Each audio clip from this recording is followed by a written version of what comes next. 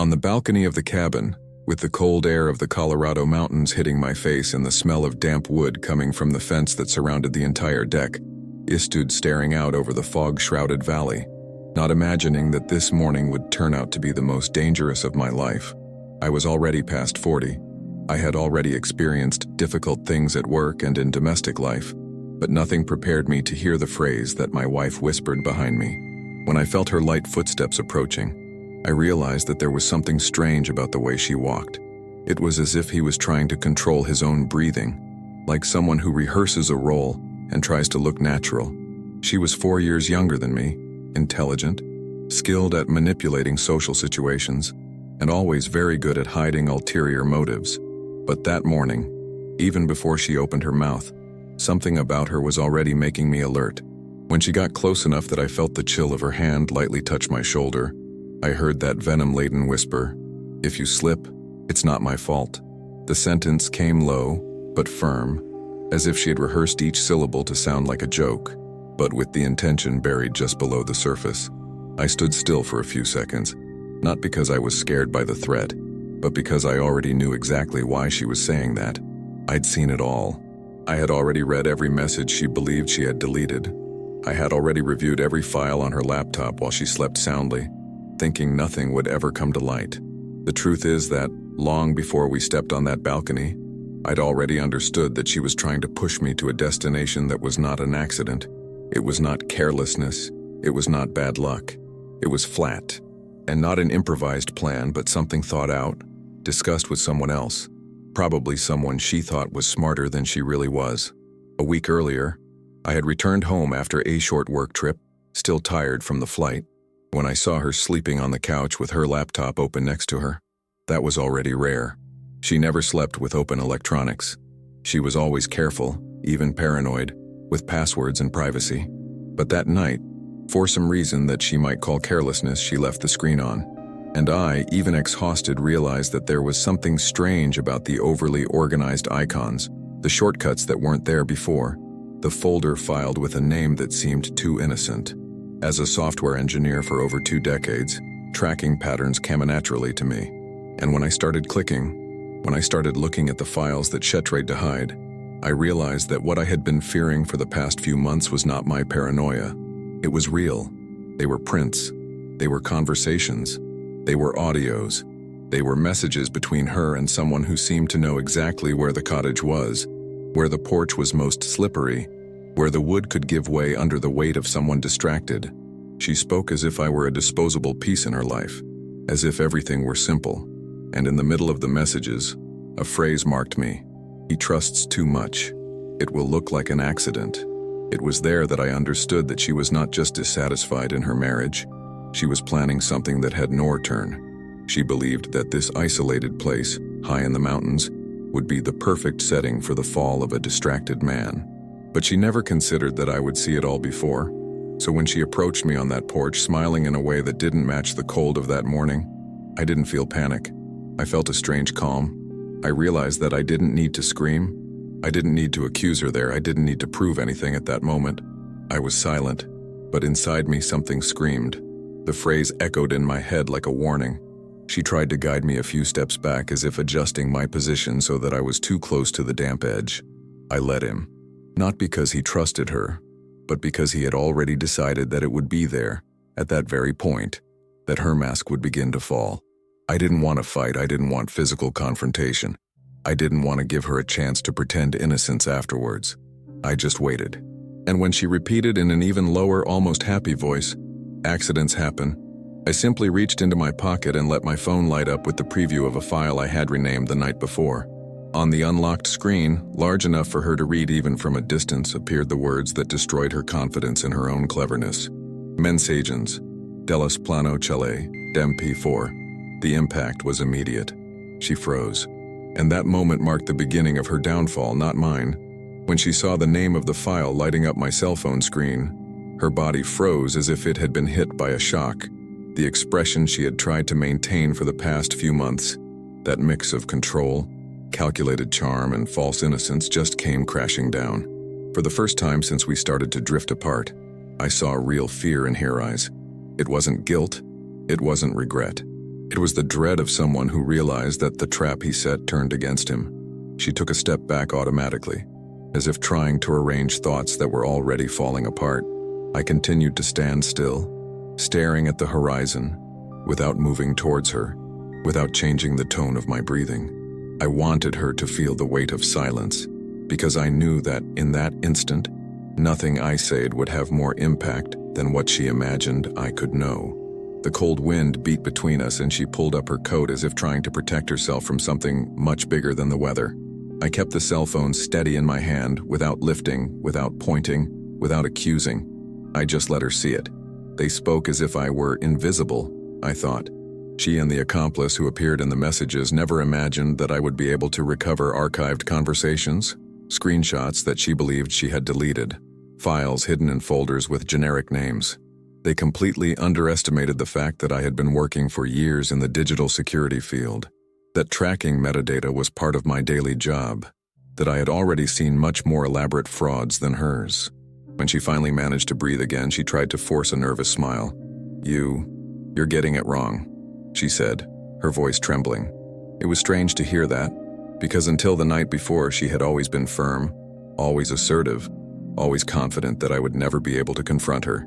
Now she looked like a teenager caught lying to her parents. I didn't answer. I just flipped the phone over so that she could see not only the file name, but also the thumbnail, a screenshot of her conversation with her accomplice. That was just one of the files. I had dozens, organized by date, by time, by content, all saved on a secure drive. She brought her hand to her face as if to erase her own expression, but she couldn't hide the trembling of her fingers. I approached 2 steps. Not to intimidate her, but to make her understand that this conversation would not be resolved with impromptu excuses. At that moment, I stopped being a victim. I became an observer. This feeling took over me in such a clear way that it almost surprised me. I realized that she was no longer a physical danger, but someone trying to escape her own mistake, watching the castle crumble. She tried to deny it, then she tried to cry, then she tried to approach her as if looking for a hug or some chance to manipulate the situation. But nothing worked. Every word she said seemed more desperate than the last. I was mad. I said horrible things, but I would never really do it, she insisted. It was impressive to see how she changed the version as she realized that there was no way out. She shook her head repeatedly, as if trying to find some loophole to turn the tide. But there wasn't. They had greed. I had the documents. I thought about that when I put my phone in my pocket again, because at that moment her fear made it clear that it wasn't the fall that scared her. That was what came later. I knew that with what I had stored I could go straight to the lawyer. He could go to the police. It could involve the security department that I myself had access to, because I had worked at Microsoft for so long. She knew that I had the technical and emotional capacity to continue with it until the end. The silence between us became so heavy that it seemed as if the whole mountain was listening. The fog covered the valley even more, and she looked up at the cliff as if she finally realized how much risk she had put on her own life. Not mine. Everything she planned against me was about to turn against her. I took a few steps toward the door of the cottage, and she came behind nervously, stumbling in her own haste. Her posture was no longer arrogant. It was from someone who knew he had lost control of the narrative. And the most ironic part of it all was that she tried to destroy me by relying on silence, on deleted messages, on hidden combinations. But it was precisely her silence at that moment that gave her away completely. When she opened her mouth again, her voice came out thin, almost missing. "Can we talk? Just the two of us without that?" I stared at her for a few seconds, and I realized then that nothing she asked for would change what was already done. My decision would not be made out of anger, but out of lucidity. She tried to knock me down, but she was the one who was falling, because the exact moment he saw the truth reflected on my phone screen was also the moment he realized that his perfect plan never existed. I just turned the door handle and let her in behind me. There was no more game. There was only consequence. When we entered the cottage, the atmosphere felt even heavier than outside. The wood creaked under our footsteps and the silence echoed as if each wall was witnessing what was happening. She closed the door behind her carefully, as if any sudden movement could make the situation worse. I went to the living room table, pulled up a chair and sat down, maintaining a calm posture because I knew that it unbalanced her even more. She stood for a few seconds, standing by the unlit fireplace, rolling up the sleeves of her coat as if that would help hide her nervousness. I watched her every gesture, not as a husband trying to understand a desperate wife, but as someone who finally sees the true face of the person she has lived with for the past few years. She tried to take a step towards me but stopped halfway, as if my gaze reminded her that there was no way to reconstruct the narrative she destroyed on her own. "I didn't want any of this to happen," she said. Her voice cracked as if she were rehearsing an apology. She didn't really believe. I remained silent because I knew she was going to talk more and I wanted to hear everything. She took a deep breath, ran her hand through her hair, and tried another approach. "You've always been so distant." I was confused. I did things without thinking. The problem is that the messages told another story. Her steps were not impulsive. There was planning. There was research. There were combinations. There was a narrative constructed so that I looked careless and she just looked like the worried woman who tried to warn him before. When she realized that I wasn't reacting, she sat down slowly in front of me. Her eyes were teary, but it wasn't sadness. It was desperation. She finally understood that she couldn't manipulate someone who already knew the truth. I was silent, but inside me something screamed. I thought about it again as she tried to rearrange her arguments desperately.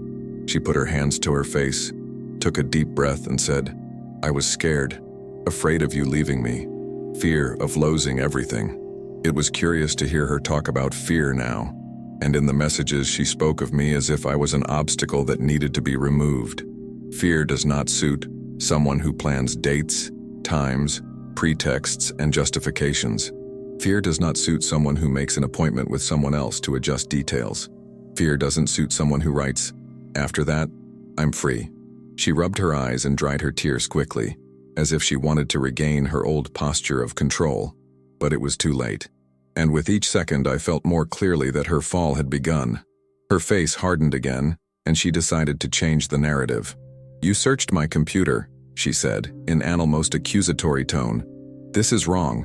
It's invasion." I didn't answer. I just stared at her, because that was the point she didn't understand.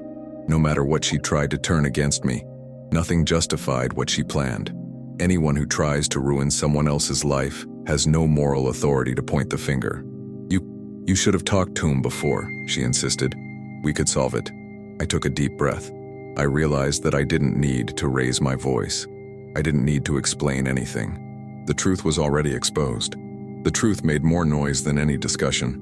They wanted to hurry. I had time. This phrase came naturally to my mind when I realized that everything she said was just an attempt to turn what she did into something smaller than it really was. I got up slowly and she got up too, as if she was afraid that I would leave there to go straight to the police. But I didn't move toward the door. I just walked to the window, watching the fine snow that was beginning to fall. My breathing was steady, while hers seemed shorter and shorter. She understood that I was analyzing, processing everything, and that this was worse for her than any outburst of anger. I was not an out-of-control man. I was Amin who knew exactly what I was doing. I turned and saw her approach once more, reaching out, begging. "I can explain, I swear. I just need you to listen to me." But I had heard everything. She didn't know that, but I had even heard the audios she tried to delete. I knew what her tone of voice was when she spoke to her accomplice. I knew how she planned to smile at me on the morning of the accident. I knew how she intended to tell the story to the police afterwards, and that was why nothing she was saying now rang true. I sat down again, and she stopped in front of me, not knowing which mask to wear anymore. For the first time, she accepted that she was trapped.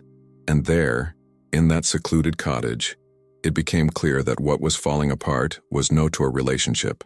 It was the image she had of herself. It was her certainty that she would always be above everything and everyone. It was her confidence that I would never find out. And as she struggled to find words, I finally understood that her real downfall wasn't on the porch. She was there in front of the truth that she tried to hide and that now consumed her inside.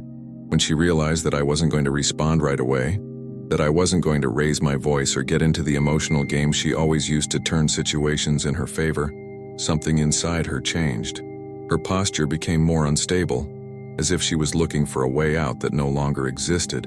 She ran her hand through her hair, paced up and down the cottage, and tried to organize thoughts that were slamming into each other. I watched her calmly, because at that moment, I was no longer reacting as a husband. I was reacting like someone who finally sees the truth after months of living little lies that seemed harmless at first, but now showed the real size of the problem.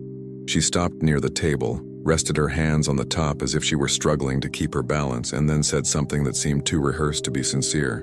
"You don't understand what was happening to me. It was always like this." She never assumed anything. She always blamed something external, some feeling, some confusion that supposedly led her to make bad decisions. But I had already seen the coldness with which she wrote to her accomplice. There was no confusion there. There was calculation. There was intention. There was too much clarity for someone who was now trying to hide behind justifications. I took a deep breath and walked over to the kitchen counter, only to step back a few steps and allow her to say everything she wanted to say. She continued, her voice trembling. "I felt pressured. I felt that you didn't see me anymore, that he was tired of me." It was curious to hear her trying to build an emotional narrative when, in the messages, she told her accomplice that life is much better without him on the way. It kept repeating in my head as a reminder that nothing she said now had real value. She approached once more, as if trying to shorten the physical distance to regain some psychological advantage. But this time I took 2 steps back and it froze at the same instant. It was there that she realized that I would never react the way she was used to. I was no longer the man who ignored signs. It was no longer the husband who tried to fix everything himself. I was someone who had seen the unvarnished truth and who had enough evidence to turn her life upside down. "I can change," she said, in an almost childlike tone. "I do whatever you want, but don't take it any further." She wasn't worried about me. She was worried about herself, with her image, with the consequences, with the fact that in the United States, attempted crime is no joke. Any evidence, any conversation, any file could put her directly into a process that would change everything. At that moment, I stopped being a victim, became an observer. I repeated this phrase mentally because that's exactly how I felt. She spoke, but I no longer absorbed it as a confession. I analyzed, as someone who understands a person's behavior when they lose their sense of control. She began to walk around the room, looking out the window, tugging at the collar of her coat, shivering even with the fireplace out. It was as if the entire cottage was shrinking around her, forcing her to face her own fall. I sat down again and she stopped before me but did not come closer. For the first time since it all began, she understood that she no longer had power over anything there. "Tell me what you want me to do," she asked, not daring to look directly at me. I was silent again because I knew that silence was stronger than any immediate response. They had greed. I had the documents. That truth was simple. She tried to bring me down with lies, but I had facts. She tried to create an accident narrative, but I had proof of the plan. And she knew that from that moment on, every step I took would completely change the course of her life. When I finally looked up at her, I realized I was no longer seeing the woman I married.